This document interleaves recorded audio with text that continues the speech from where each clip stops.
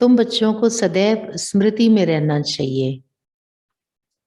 हम बाबा के बन गए हैं, तो जो लौकिक संबंध हैं, वो लौकिक संबंध कोई कोई को कर्म बंधन महसूस होते हैं। तो बाबा कह रहे हैं लौकिक संबंध कर्म बंधन नहीं, लौकिक संबंध ऐसा समझकर चलो सेवा का संबंध है। सेवा का संबंध कैसे? कर्म बंधन नहीं, सेवा का संबंध।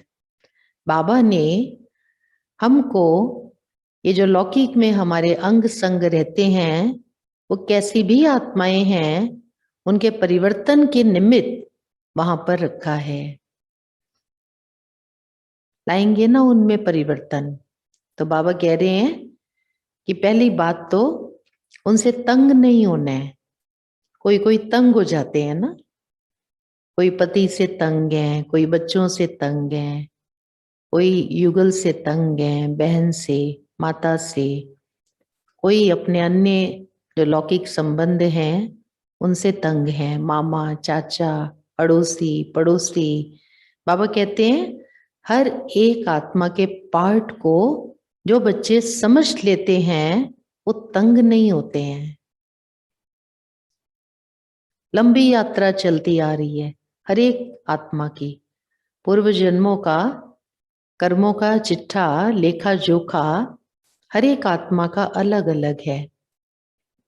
हर एक आत्मा के संस्कार स्वभाव एक दूसरे से भिन्न है।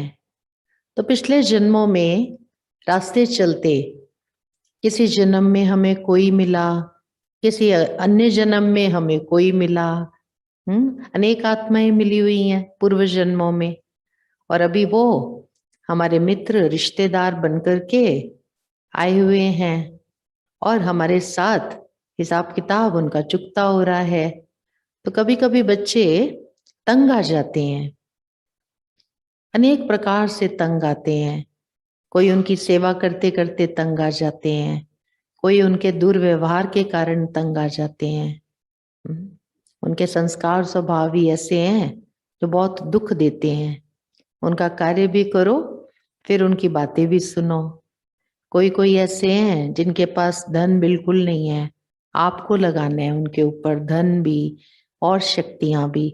अनेक तरह से कर्मों के हिसाब किताब चलते रहते हैं।